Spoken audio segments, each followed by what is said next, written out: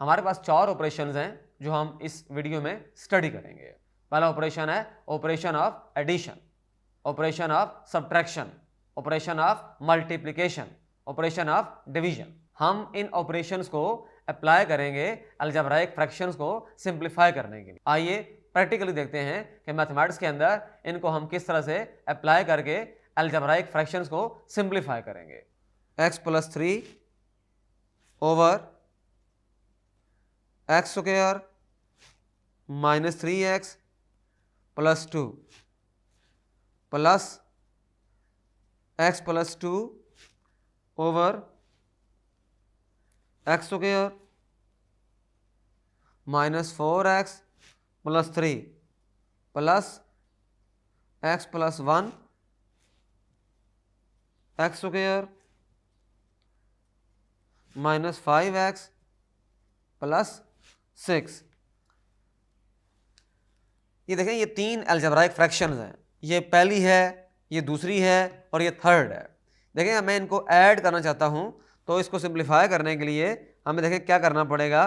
पहले तो ये है कि ऊपर वाला तो सिंप्लीफाइड फॉर्म है, लेकिन जो नीचे है डिनोमिनेटर्स में देखें ज़रा, यहाँ पर भी क्वाड्रेटिक एक्सप्रेशन है, इधर भी क्वाड्रेटिक एक्सप्रेशन है और यहाँ पर भी क्वाड्रेटिक एक्सप्रेशन है। तो हम इनके अंदर, तीनों के अंदर mid term break method apply करेंगे। मिड टर्म ब्रेक मेथड देखें, इसको मैं यूँ लिखूँगा x+3 ओवर देखें x square minus x minus 2x plus 2, इसको लिखेंगे x+2 x square minus x minus 3x plus 3 और ये हो जाएगा x+1 over x square minus x, इसको लिखेंगे x square minus 2x minus 3x plus 6। चूंकि यहाँ देखें जो कोफिशिएंट है 1 है और यहाँ 2 है, इन दोनों को मल्टीप्लाई करें 1 इंटू 2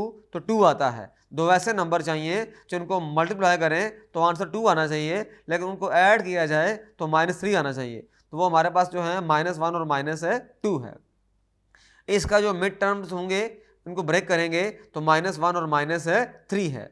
यहाँ पर देखें 1 इंटू 6 था, तो दो ऐसे नंबर चाहिए जिनको मल्टीप्लाई करें तो +6 आना चाहिए, लेकिन उनको ऐड किया जाए तो -5 आना चाहिए। तो 6 के लिए 2 और 3 भी होता है, 1 और 6 भी होता है, लेकिन -2 और -3 भी होते हैं। अगर -2 और -3 को मल्टीप्लाई किया जाए तो आंसर 6 आएगा, लेकिन इनको जब ऐड करेंगे तो आंसर -5 आ जाएगा।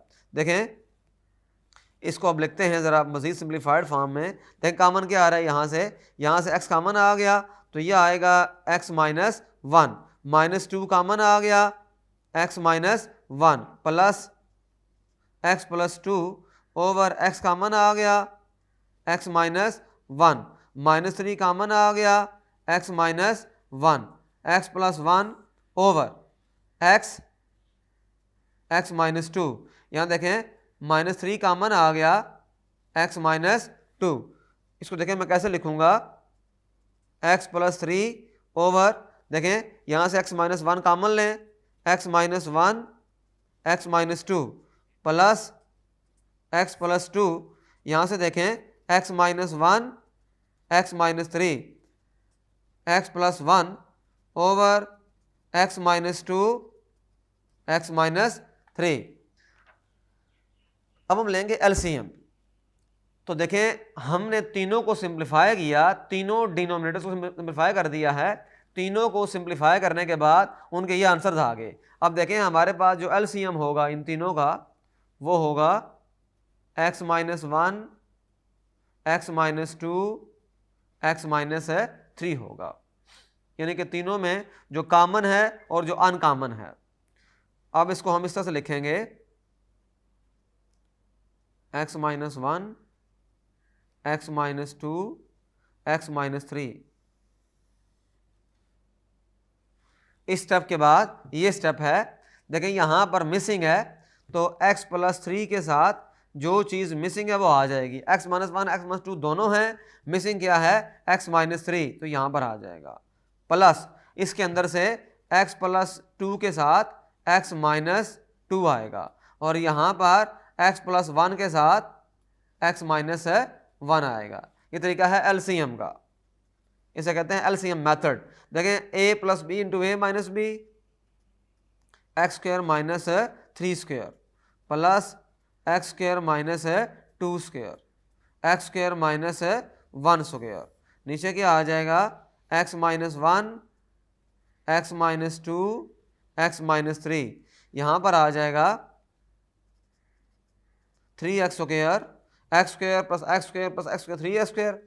ओके, यहाँ पर 9 बनता है, 9 minus 9 minus 4 minus 1, minus 9 minus 4 minus 1, यह आ जाएगा x माइनस 1, एक्स माइनस 2 और x माइनस 3 आ गया।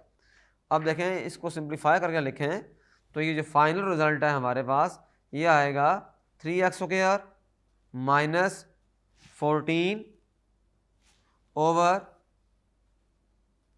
x minus 1, x minus 2, x minus 3, ये हमारे पास आंसर आ गया। हमने इसको सिंप्लीफाइड फॉर्म में कर दिया।